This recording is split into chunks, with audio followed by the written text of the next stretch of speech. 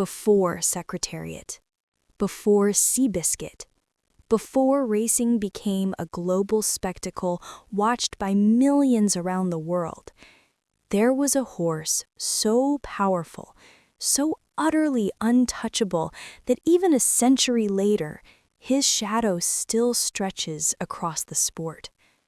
His name was Man-O-War, and some say he was the greatest horse who ever lived. Others say he didn't just race, he changed horse racing forever. But everyone agrees on one thing. The world had never seen anything like him before, and it's never seen anything like him since. This is his legend, the story of Big Red, the story of the horse who made America believe in greatness. March 29th, 1917. Nursery Stud, Lexington, Kentucky. The world was at war. Europe was burning. America stood on the edge of entering the Great War, a conflict that would reshape nations and claim millions of lives. And somewhere in the rolling hills of horse country, on a farm where the grass grew green and the future seemed uncertain, a foal was born who would become larger than life itself. They called him Man-O-War. The name wasn't random, it was deliberate, almost prophetic. Named after his sire, Fair Play, and the wartime era into which he arrived, Man-O-War carried a name that suggested power, conflict, and dominance. And from the moment he stood on those long, wobbly legs, something was different. His chestnut coat gleamed like burnished copper in the Kentucky sun. His flaxen mane caught the wind like a flag. And his frame, even as a foal, suggested power that hadn't yet awakened. He wasn't just big, he was substantial.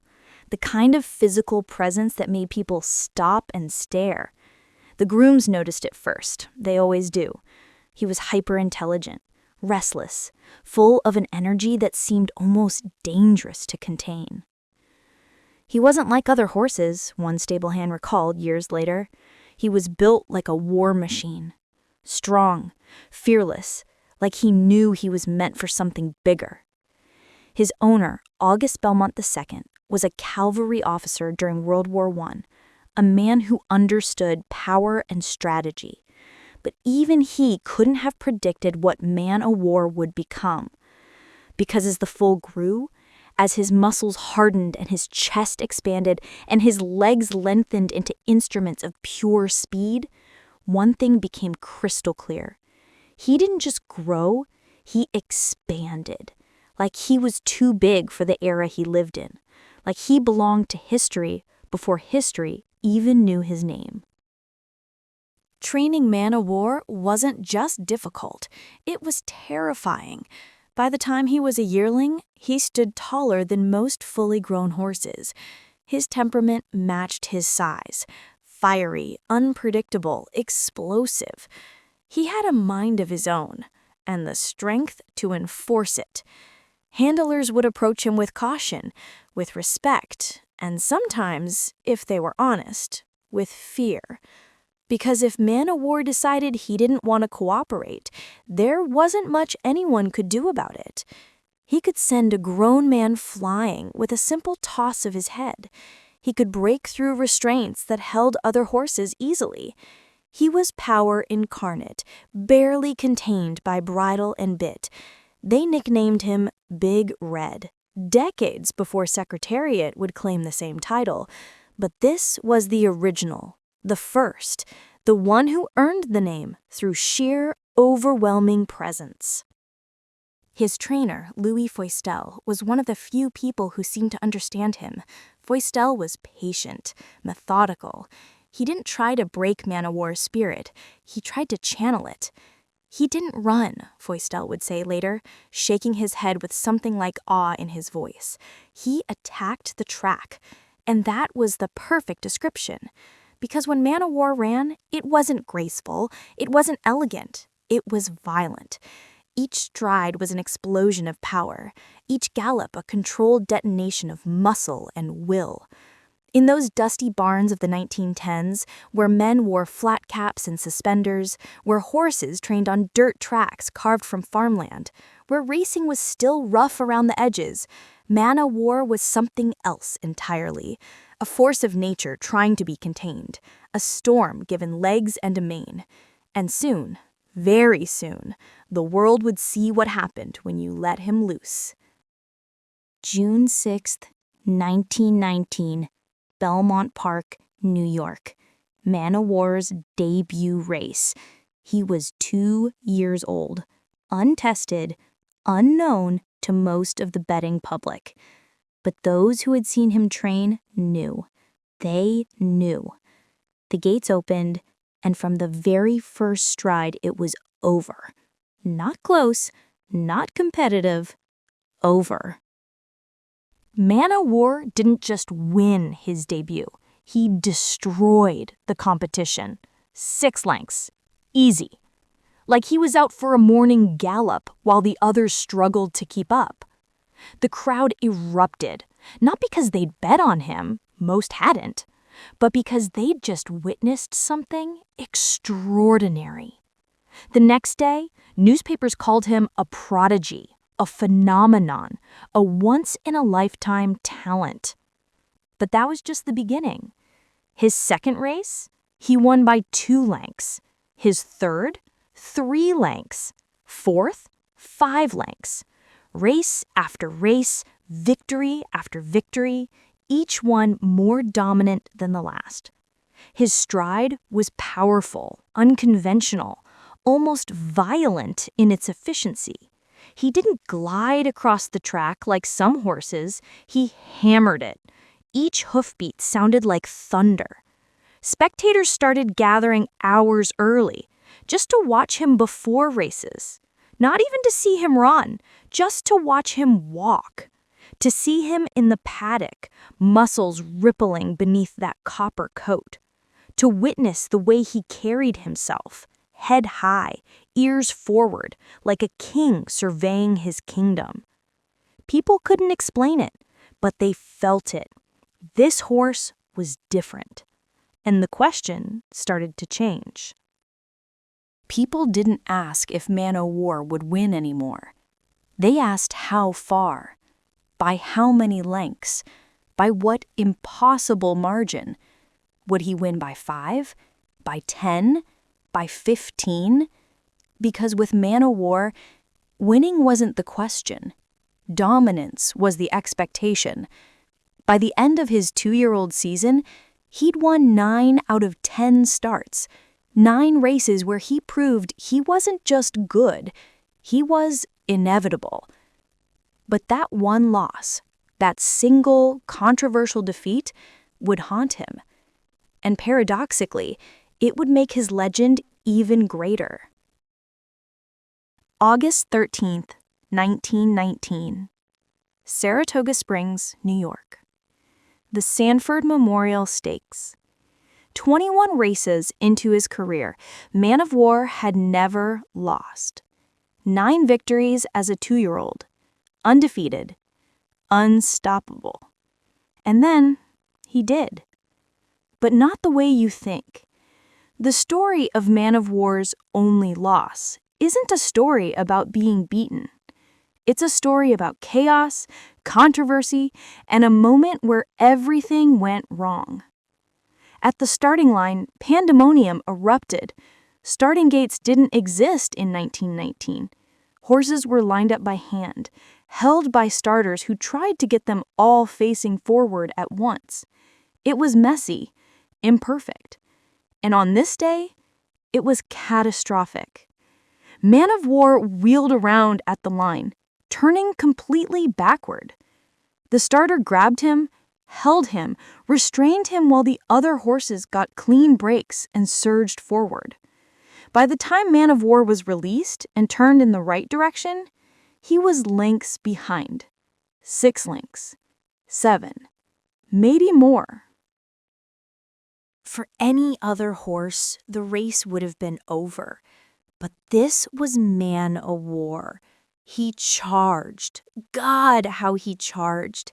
His jockey, Johnny Loftus, asked him for everything, and man-o-war gave it. He closed the gap with terrifying speed.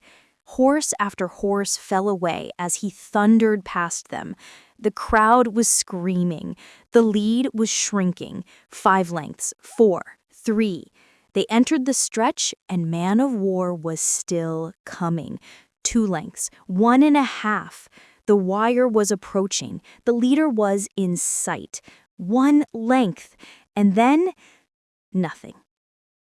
He lost by half a length to a horse named Upset. Upset. The irony was almost poetic, almost cruel. And while some people believe this race gave birth to the phrase pulling an upset, the truth is simpler and stranger. The only horse to ever beat man-o-war was literally named Upset. You couldn't write fiction this perfect. But here's what matters, what really truly matters. That loss didn't tarnish man-o-war. It made him mythic, because the circumstances were so clearly unfair. The start was so obviously botched, and his closing run was so impossibly brave. In defeat, especially in defeat, man-o-war became something more than a racehorse.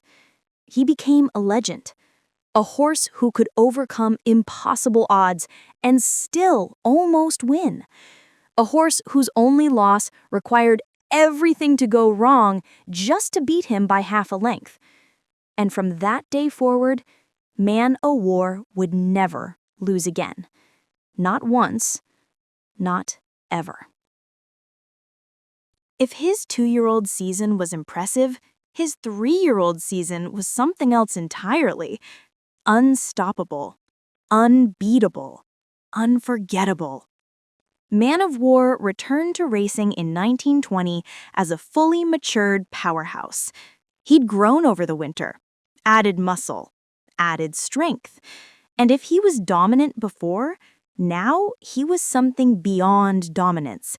He was inevitable. His first race back, he won by 1.5 lengths, playing with the competition. His second, 4 lengths. Third, 3 lengths, barely trying. But it was the Preakness Stakes where the world truly saw what he'd become. May 18th, 1920, Pimlico Racecourse. Man-o-war didn't just win the Preakness, he won it by 1.5 lengths while carrying 126 pounds. 18 more pounds than any other horse in the race. 18 pounds. To put that in perspective, in horse racing, even a single pound can make the difference between winning and losing. Man-o-war carried 18 extra pounds and still won. Easily. That's when people started to understand. This wasn't just a great horse. This was something unprecedented. The Wither Stakes, the Belmont Stakes, the Stuyvesant Handicap, victory after victory, each one more dominant than the last. He won by margins that seemed impossible. 5 lengths, 10 lengths, 20 lengths. In the Lawrence Realization Stakes, he won by 100 lengths. 100 lengths. He was so far ahead that the rest of the field looked like they were running a different race entirely. He carried weights that would cripple other horses, 130 pounds, 138 pounds, and still won with ease. He shattered track records like they were suggestions, not limits. At Aqueduct, he set a world record that would stand for years. At Belmont, he ran 1 mile and 3/8 faster than any horse in history. And the thing is, he wasn't even pushed to his limits. His jockey would later admit, "I never asked him for everything. I was afraid of what would happen if I did." Fans followed him from city to city. Tens of thousands would pack racetracks just to see him. Not to watch a race, not to gamble. just to witness him. Because Man-O-War wasn't just fast, he was an event, a phenomenon, a living, breathing symbol of American strength and pride in an era that desperately needed heroes. World War I had just ended. The country was recovering, rebuilding, trying to find joy again, and Man-O-War gave them something to believe in. One sports writer summed it up perfectly. He didn't just beat the competition, he humiliated it. And the thing is, he wasn't even trying to humiliate anyone. He was just being himself, running the only way he knew how, with everything he had, every single time. By the summer of 1920, America was consumed by one question. What would happen if Man-O-War faced Sir Barton? Sir Barton was the first ever Triple Crown winner, the 1919 champion, a legend in his own right, and the public was desperate to see them meet. Man-O-War, the young, unstoppable force, Sir Barton, the proven champion, battle-tested and brilliant. Head-to-head, winner takes all. It would have been the race of the century. Newspapers screamed for it, fans begged for it, even politicians called for it. The anticipation was electric. But then, complications arose. Sir Barton's owner, J.K.L. Ross, wanted specific terms. Man-O-War's owner, Samuel Riddle, wanted different terms. They couldn't agree on the distance, the weight, the location. Negotiations dragged on for weeks, then months. And then, nothing. The race never happened. Sir Barton's owner eventually pulled out, citing concerns about travel, timing, and the risk of injury. Man-O-War's owner refused to budge on his demands. And just like that, the greatest race that could have been, wasn't. The disappointment was crushing. Fans felt robbed. The sport felt incomplete. But perhaps, just perhaps, that's why the legend only grew. Because we'll never know. We'll never know what would have happened if they met on that track. We'll never know if Man-O-War would have won by 20 lengths, or if Sir Barton would have given him the race of his life. And in the space where certainty should be, myth took root. The greatest race that never happened became as much a part of Man-O-War's story as any race he actually ran. Because sometimes, what could have been is more powerful than what was. October 12, 1920. Kenilworth Park, Windsor, Ontario, Canada. Man-O-War's final race. He was 3 years old, at the peak of his powers, seemingly capable of running forever. But his owner, Samuel Riddle, had made a decision. Man-O-War would retire at the end of the season. The risk of injury was too great, the legacy too important. Better to go out on top than to risk everything for one more season. And so, the racing world prepared to say goodbye. 30,000 fans packed Kenilworth Park. They came from across the United States and Canada, not to see a competition. There was no competition. Man-O-War was entered in a match race against Sir Barton. Yes, after all the negotiations, all the drama, all the back and forth, they finally met. But by this point, Sir Barton was past his prime, injured.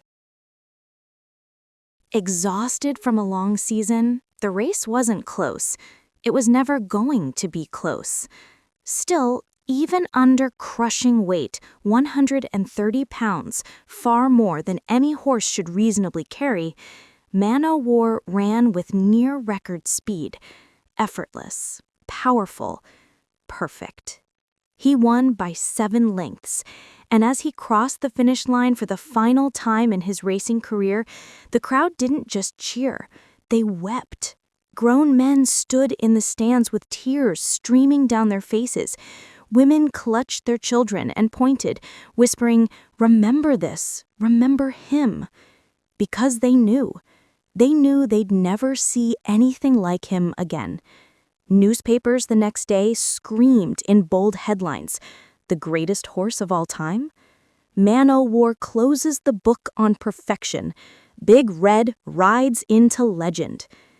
And as he walked off that track for the last time, head high, ears forward, that copper coat gleaming in the autumn sun, one thing was clear. He ended his career the same way he lived it, by leaving the world speechless. 21 races, 20 victories, one controversial loss that only made him more legendary, and a legacy that would echo through the ages. Man-O-War didn't fade into obscurity after racing. If anything, he became even more famous. He retired to Faraway Farm in Lexington, Kentucky, a sprawling estate where he would live out the rest of his days in comfort and luxury. But retirement didn't mean solitude. It meant something else entirely. Within months, people started making pilgrimages to see him. Not dozens, not hundreds, thousands. Families would drive from across the country just to stand outside his paddock, just to catch a glimpse of the legend. The farm owner, Samuel Riddle, eventually opened the farm to visitors on specific days. And on those days, the crowds were staggering. Lines stretched for miles. Children sat on their father's shoulders, women brought flowers. They came to see Man-O-War the same way people visit monuments or museums. Because he wasn't just a horse anymore. He was a piece of American history. And something beautiful happened in retirement. The fire, the wildness, the untamed energy that made him so dangerous to handle, it softened. Not disappeared, just softened. He became gentle, curious, almost playful with the children who visited. He'd walk up to the fence and let them pet his nose. He'd nuzzle their hands looking for treats. The same horse that once terrified handlers now stood patiently while families took photographs. It was as if, freed from the pressure of racing, from the weight of expectations, he could finally just be. And in being himself, he showed the world yet another side of greatness. Grace. But Man-O-War's retirement wasn't just about public appearances. He became one of the most important sires in racing history. He fathered over 300 foals, and from those foals came champions. War Admiral, who would win the Triple Crown in 1937, War Relic, Crusader, Clyde Van Dusen, and dozens of other stakes winners. His bloodline spread through racing like wildfire. Today, if you look at the pedigree of almost any champion racehorse, somewhere in that lineage, you'll find Man-O-War. He didn't just dominate racing during his career, he shaped it for generations after. Man-O-War lived until November 1st, 1947. He was 30 years old, ancient for a horse. And when he died, the world mourned. His funeral was attended by over 2,000 people. 2,000 people came to say goodbye to a horse. They lined the roads. They stood in silence as his casket was carried to its resting place. And when they buried him, they didn't just bury a horse. They buried an era. Because Man-O-War represented something bigger than racing. He represented American excellence in a time when the country desperately needed it.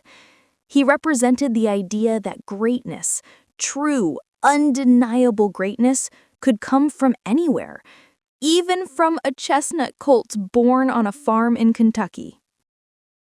Today, more than a century after his birth, historians still argue endlessly about who was the greatest racehorse of all time.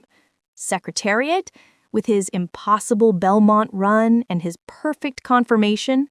Citation, the first horse to win $1 million. Seabiscuit, the underdog who captured America's heart during the Depression. They're all worthy, all legendary.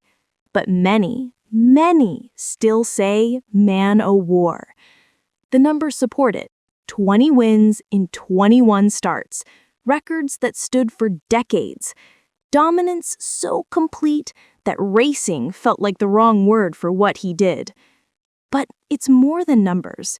It's the way he made people feel, the way he carried himself, the way he ran, like he was angry at the track itself, the way he turned racing from a sport into an art form. His bloodline runs through modern champions. His influence shaped breeding programs worldwide. He proved that greatness isn't just about winning. It's about how you win, the dominance, the aura. The way you make people believe in something larger than themselves. Man of War didn't just race, he commanded. And in doing so, he set a standard that every champion since has been measured against. A standard that, even now, feels impossible to reach. A century later, Man of War is no longer flesh and bone. He's a story, a symbol, a legend so big that even time can't outrun him. Walk through any racing museum and you'll find him there, in photographs yellowed with age, in bronze statues, in the hushed tones of tour guides who speak his name with reverence. His grave at the Kentucky Horse Park is visited by thousands every year, people who never saw him race, who weren't even born when he died. But they come anyway, because some stories transcend their time. Some athletes, human or otherwise, become myths, legends whispered across generations. And in the world of horse racing, before all the modern marvels, before all the technological advances and record-breaking machines, there was Big Red, Man of War. The horse who didn't just redefine greatness, he became it. He showed the world what was possible when nature and will collide, when power meets grace, when an animal becomes legend, and his shadow, even now, even after all these years, still stretches across the sport. In the bloodlines of champions, in the standards we hold, in the way we understand what it means to be truly, undeniably great. Before Secretariat captivated a nation with his Belmont run, before Seabiscuit gave hope to a country in depression, before racing became the global phenomenon it is today, there was Man of War, and there will never, ever be another quite like him. Forever. If you enjoyed this tribute to a true legend, please like this video, subscribe to the Living Horse channel for more equine history, and ring that notification bell so you don't miss our next chapter.